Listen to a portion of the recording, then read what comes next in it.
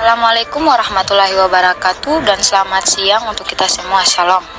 Terima kasih atas kesempatan yang telah diberikan kepada kelompok kami, yaitu kelompok 5, yang saya hormati Ibu dosen selaku dosen hukum laut dan pengelolaan wilayah pesisir dan teman-teman sekalian. Sebelumnya, perkenalkan, nama saya Sandra S. Saya di sini sebagai moderator dari kelompok 5. Tanpa membuang waktu lagi, saya persilakan kepada pemateri-pemateri kita. Saya persilakan kepada pemateri pertama. Pembangunan Indonesia di masa yang lalu ternyata seringkali berpijak pada paradigma pembangunan yang menekankan pada efisiensi untuk mendukung pertumbuhan ekonomi secara agregat. Paradigma yang dikembangkan dari pemikiran Kuznets 1966 tersebut mengatakan bahwa bagi negara sedang berkembang yang berpendapat rendah dapat tumbuh perekonomiannya dengan cara terlebih dahulu mengorbankan aspek pemerataannya. Oleh karena pada tahap awal ekonomi nasional didominasi oleh pemerintah, maka wajar apabila pemerintah telah memusatkan perhatiannya untuk mengalokasikan sumber daya pembangunan yang ada pada sektor-sektor atau wilayah-wilayah yang berpotensi besar dalam menyumbang kepada pertumbuhan ekonomi yang pada umumnya berlokasi di kawasan darat dan perkotaan. Wilayah pesisir dan laut belum menjadi prioritas utama bagi pertumbuhan ekonomi secara nasional.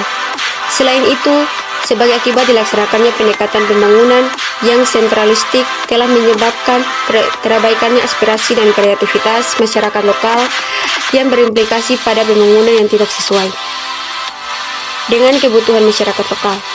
Para pengambil keputusan di pusat lebih menyukai mendukung pendirian industri manufaktur di kawasan urban yang tidak menimbulkan multiplier pada perekonomian lokal. Apa yang dimaksud dengan pembangunan wilayah pesisir? Pembangunan wilayah pesisir selama ini masih dilihat seperti pembangunan wilayah terestrial lainnya, dengan kondisi yang analogi dengan wilayah perdesaan. Hal ini tidak sepenuhnya benar, karena wilayah pesisir menurut RUU pesisir memiliki beberapa karakteristik yang khas, yaitu 1. Wilayah pertemuan antara berbagai aspek kehidupan yang ada di darat, laut, dan udara, sehingga bentuk wilayah pesisir maupun hasil keseimbangan dinamis dari proses pelapukan dan pembangunan ketiga aspek di atas. 2. Berfungsi sebagai habitat dari berbagai jenis ikan, mamalia laut, dan unggas untuk tempat pembesaran, pemijahan, dan mencari makan. 3. Wilayah sempit tapi memiliki tingkat kesuburan yang tinggi dan sumber zat organik penting dalam berbagai makanan dari kehidupan darat dan laut. 4. Memiliki gradien perubahan sifat ekologi yang tajam dan pada kawasan yang sempit akan dijumpai kondisi ekologi yang berlainan. 5. Tempat pertemuannya berbagai kepentingan pembangunan, baik pembangunan sektoral maupun regional, serta mempunyai dimensi internasional.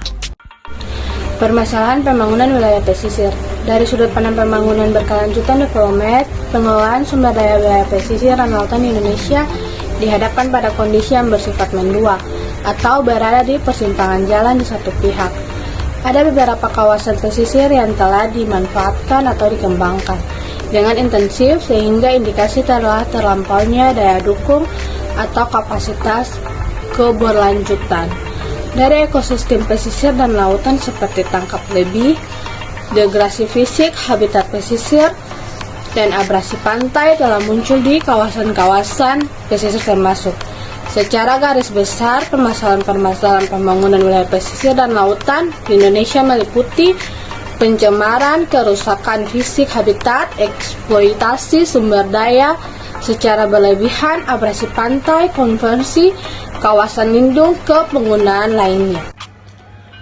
Pencemaran laut adalah masuknya atau dimasukkannya makhluk hidup, zat, energi, dan atau komponen lain ke dalam lingkungan laut oleh kegiatan manusia sehingga kualitasnya menurun sampai ke tingkat tertentu yang menyebabkan lingkungan laut tidak sesuai lagi dengan baku mutu atau fungsinya. Kerusakan fisik habitat hal ini terjadi pada ekosistem mangrove, terumbu karang, dan rumput laut atau padang lamun.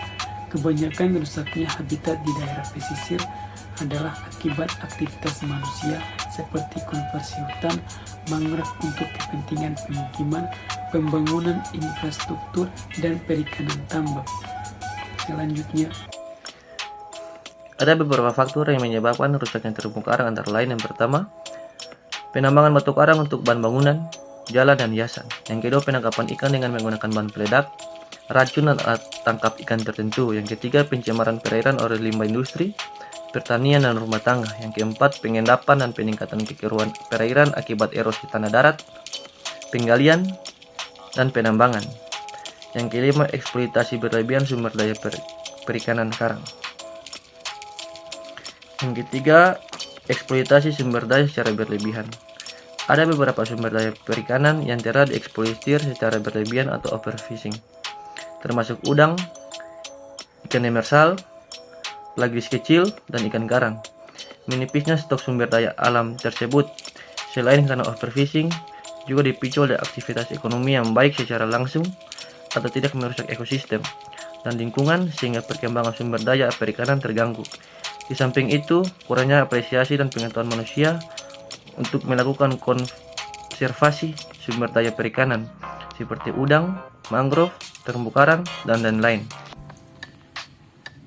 Saya akan melanjutkan pembahasan yang tadi. Sekarang kita memasuki abrasi pantai. Ada dua faktor yang menyebabkan terjadinya abrasi pantai. Yang pertama itu proses alami, dan yang kedua itu aktivitas manusia. Di mana proses alami itu karena gerakan gelombang pada pantai terbuka, dan yang kedua itu aktivitas manusia. Kegiatan manusia tersebut misalnya kegiatan penebangan hutan atau HPH atau pertanian di lahan atas yang tidak mengindahkan konsep konservasi telah menyebabkan erosi tanah, dan kemudian sedimen tersebut dibawa ke aliran sungai serta diendapkan di kawasan pesisir. Aktivitas manusia lainnya adalah menebang atau merusak ekosistem mangrove di garis pantai, baik untuk keperluan kayu, bahan baku arang, maupun dalam rangka pembuatan tambak. Konversi kawasan lindung. Konversi kawasan lindung ini banyak sekali terjadi pergeseran penggunaan lahan, misalnya dari lahan pertanian menjadi lahan industri, properti, perkantoran, dan lain sebagainya, yang terkadang kebijakan pergeseran tersebut tanpa mempertimbangkan efek ekologi, tetapi hanya mempertimbangkan keuntungan ekonomi jangka pendek. Penyebab terjadinya permasalahan pembangunan wilayah pesisir. Dengan semakin meningkatnya jumlah penduduk di Indonesia yang sudah mencapai 200 juta lebih dari pergeseran konsentrasi ekonomi dari polos Atlantik ke polos Pasifik, sudah barang tentu akan melipat gandakan kebutuhan akan sumber daya alam dan jasa-jasa lingkungan sebagai masukan atau input dalam proses produksi dan konsumsi atau proses-proses pembangunan lainnya. Pada itu, sumber daya daratan terestrial yang kita miliki sudah menipis atau sukar untuk dikembangkan. Dengan demikian, suka atau tidak suka akan berpaling kawasan pesisir dan lautan untuk memenuhi segenap kebutuhan sumber daya alam dan jasa-jasa lingkungan bagi kelangsungan pembangunan ekonomi nasional.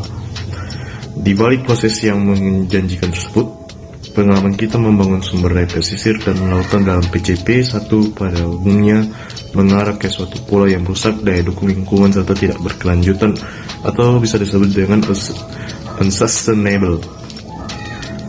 Ada banyak faktor yang menyebabkan pola pembangunan sumber daya pesisir dan lautan selama PJP 1 cenderung mengarah pola yang tidak berkelanjutan, tetapi yang paling penting dialurkan secara terpilah dan sektoral. Menjawab dengan kajian-kajian hukum. Pesisir sebagai area dinamis, peralihan di antara daratan dan lautan mempunyai karakteristik yang khusus dan unik dibandingkan ekosistem daratan pada umumnya. Pesisir sebagai area dinamis, peralihan di antara daratan dan lautan mempunyai karakteristik yang khusus dan unik dibandingkan ekosistem daratan pada umumnya. Pada sisi lain, wilayah pesisir juga mengalami tekanan ekologis akibat tekanan populasi dan meningkatnya aktivitas di kawasan pesisir. Sebagian dari pemanfaatannya, wilayah pesisir, pembangunan dan aktivitas di kawasan pesisir selama ini. sebelum diperkenalkannya Undang-Undang Nomor 27 Tahun 2007 tentang pengelolaan wilayah pesisir dan pulau-pulau kecil, masih mengacu pada konsep pembangunan di wilayah daratan secara umum dan belum sepenuhnya mengadopsi karakteristik yang khusus dari ekosistem pesisir dan perumusan kebijakan pembangunan dan pengelolaan pesisir. Otonomi daerah setelah adanya UU PW 3K didominasi oleh adanya disharmonisasi antara peraturan sektor-sektor yang berkaitan dengan pesisir. Hal ini menimbulkan keborosan biaya karena misalkan untuk satu permasalahan harus mengurus dua izin yang berbeda karena diatur oleh dua sektor peraturan yang berbeda. Namun demikian dinamika hukum pada era otonomi daerah telah memberikan pelindungan pada masyarakat dalam pengelolaan pesisir karena antara lain digantinya rezim hak sebagai alas hak penguasa pesisir dan pulau-pulau kecil dengan Undang-Undang Nomor 27 Tahun 2000 tentang pengelolaan wilayah pesisir dan pulau-pulau kecil. Pengusulan perencanaan pengelolaan pesisir hanya dapat diusulkan oleh pemerintah dan badan usaha. Kemudian undang-undang ini dirubah oleh Undang-Undang Nomor 1 Tahun 2014 yang memasukkan masyarakat sebagai pihak yang dapat menjadi pengusul di samping pemerintah dan badan usaha. Oke, baik, terima kasih. Itulah hasil materi yang sudah dipaparkan oleh pemateri-pemateri dari kelompok 5. Di sini saya memberikan kesempatan kepada kelompok lain untuk memberikan tanggapan, saran maupun pertanyaan. Di sini pertanyaannya batas pertanyaan 3 dan dalam setiap kelompok yaitu hanya 1 pertanyaan. Terima kasih.